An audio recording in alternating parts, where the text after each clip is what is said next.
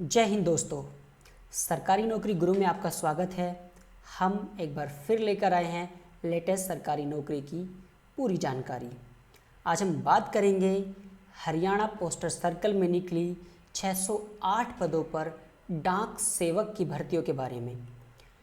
हम इन पदों पर किस तरह आवेदन कर सकते हैं, इनकी क्या क्या शैक्षिक योग्यताएं हैं, आयु सीमा क्या है, एप्लीकेशन फ़ी क्या होगी, एग्जामिनेशन फ़ी क्या होगी, आवेदन की प्रारंभ और अंतिम तिथि क्या है, चयन प्रक्रिया क्या है।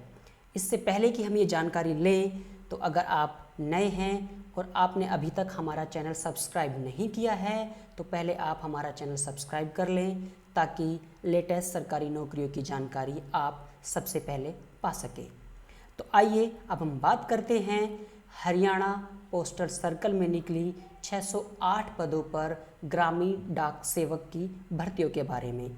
दोस्तों, अगर आप सरकारी नौकरियों के बारे में और अधिक जानकारी लेना चाहते हैं या हरियाणा पोस्टल सर्कल की जानकारी, दोस्तों अगर आप हरियाणा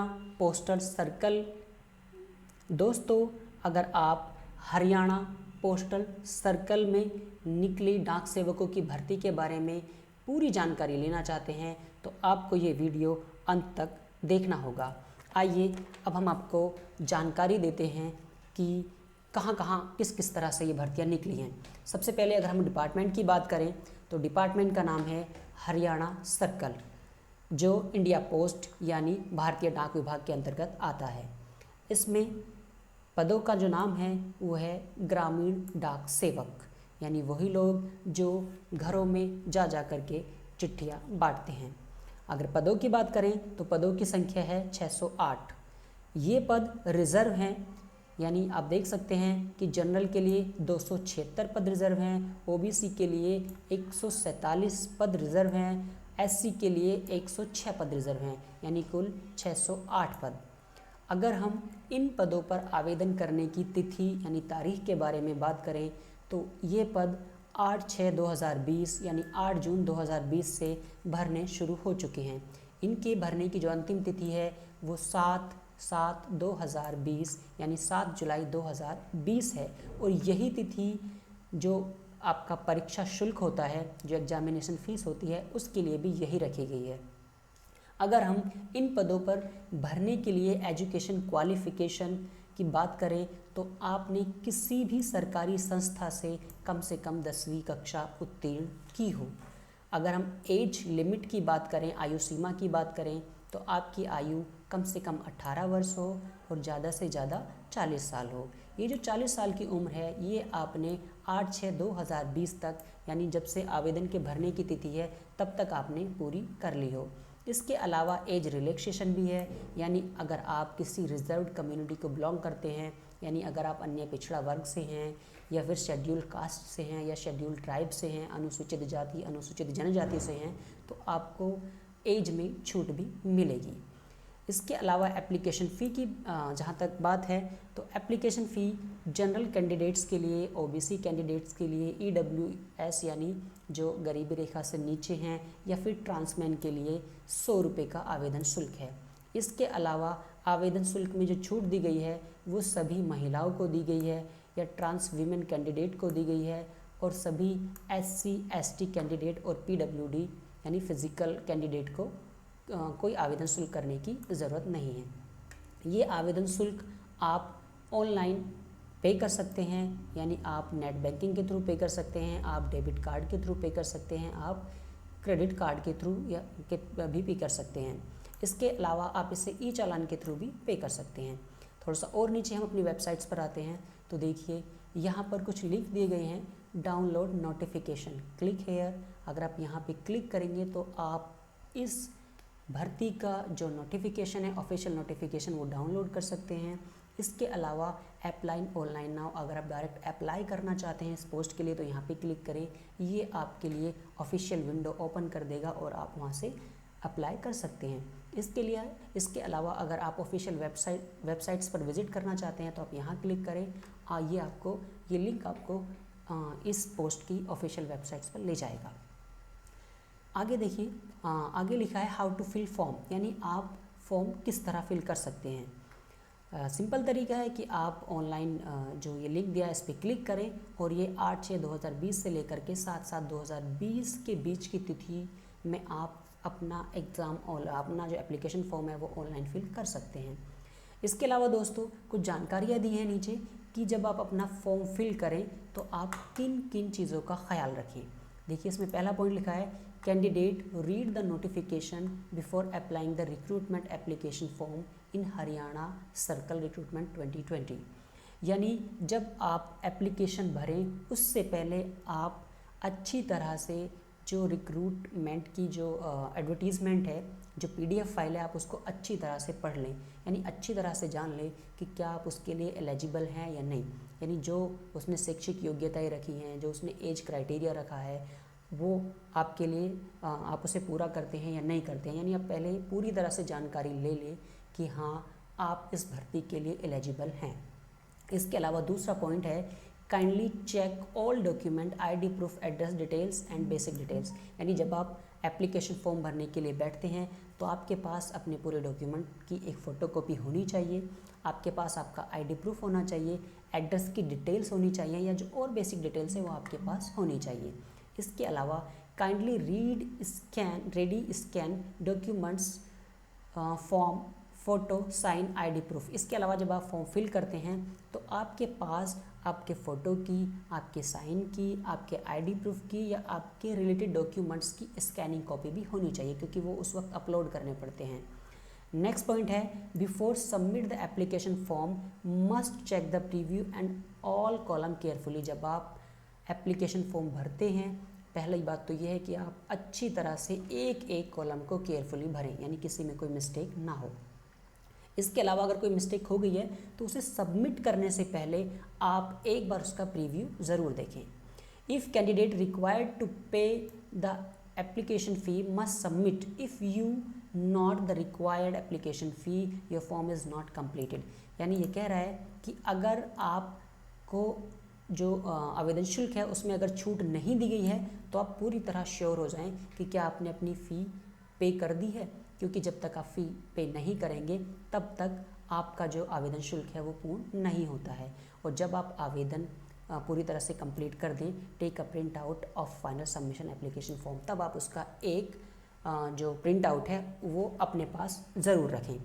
इसी तरह फिर नीचे आएंगे तो नीचे फिर कुछ लिंक दिए हैं, download notification file PDF, online application form, यानी वो जो ऊपर दिए वो यहाँ पर भी दिए, यहाँ से आप क्लिक कीजिए, आप PDF पढ़ सकते हैं, यहाँ से क्लिक कीजिए, आप अप्लाई ऑनलाइन कर सकते हैं।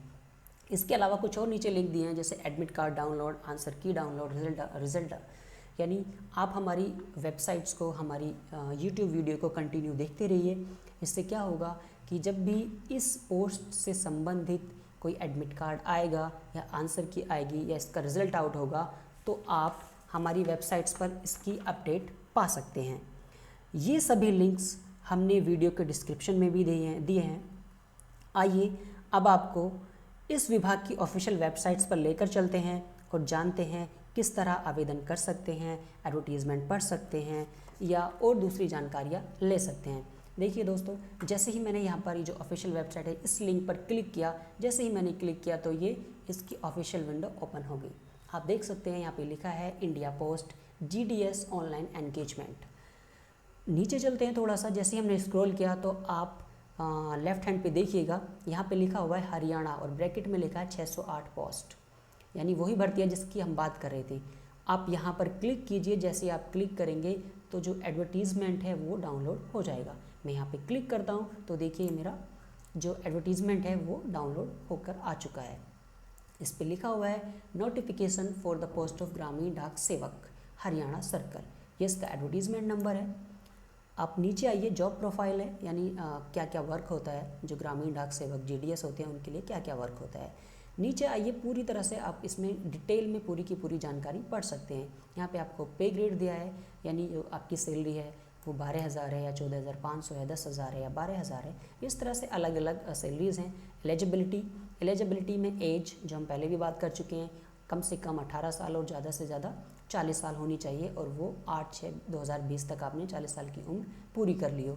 इसके अलावा जो एज रिलैक्सेशन है वो एक चार्ट बन के आ गया है यहाँ पे ये शेड्यूल कास्ट या शेड्यूल ट्राइब यानी SC ST को 5 साल की छूट है, OBC को 3 साल की छूट है। इसके अलावा और आप नीचे देखें पर्सन विद डिसेबिलिटीज़, यानी अगर आप डिसेबल हैं तो आपको 10 साल की छूट है, और अगर आप डिसेबल हैं और लेकिन प्लस में OBC भी हैं तो 13 साल की छूट है, और अगर आप डिसेबल हैं और SC ST कैटेगरी के हैं तो आपको 15 साल की छूट है। इसके अलावा एजुकेशन क्वालिफ़िकेशन वही है कि आपने कम से कम 10th यानी 10वीं की कक्षा उत्तीर्ण की हो। इसके अलावा यहाँ पे देखिए ये सर्कल आ गए हैं बन करके। इस तरह से संपूर्ण जानकारी आप जैसे जैसे स्क्रॉल करेंगे तो आप किसी भी टॉपिक के बारे में पूरी तरह से पढ़ सकते हैं। आप स्क्रॉल कीजिए और अपने अकॉर्डिंग पूरी की पूरी जानकारी आप यहाँ से ले सकते हैं। मैं इसे पूरा स्क्रॉल कर देता हूँ क्योंकि ये इस लेवल का नहीं है कि आपको बताया जाए। डेट है, ये देखिए डेट दी गई है, यहाँ पर लिंक भी दे दिए हैं, हाउ टू अप्लाई, यहाँ पे लिंक दिया है, इन पर क्लिक कीजिए, डायरेक्ट आप वहाँ पहुँच सकते हैं। 8/6/2020 से 7/7/2020 तक आप एप्लीकेशन फॉर्म्स जो हैं भर सकती हैं। ये नीचे दे दिया है कि आपको क्या क्या रिक्वायरमेंट है जिनकी हम बात कर रहे थे। नेम है, फादर नेम है, मोबाइल नंबर है, यानी वो चीज़ जो, यानी देखिए अगर आप PDF पढ़ते हैं तो ये जो चीज़ दी है इतनी सारी, ये जो आपने पॉइंट दिए इतने सारे, ये क्या है, ये आप पहले ही अपने पास कलेक्ट करके रखेंगे फॉर्म फिल करने से पहले। इससे क्या होगा कि आपको जो इंटरप्शन है वो नहीं होगी, आप कंटिन्यू अपना फॉर्म फिल कर सकते हैं। तो ये इसने पॉइंट दे दिया है कि इतनी चीज़ें आपके पास होनी चाहिए, यानी जो नेम है, फादर नेम है, मोबाइल नंबर है, डेट ऑफ बर्थ है, gender, community, PH, state in which class आपने जहाँ से 10th पास की है, या ईयर ऑफ पासिंग है, या 10th क्लास है, या इसके अलावा और दूसरे सर्टिफिकेट है वो आपके पास अवेलेबल होने चाहिए during filling the application form.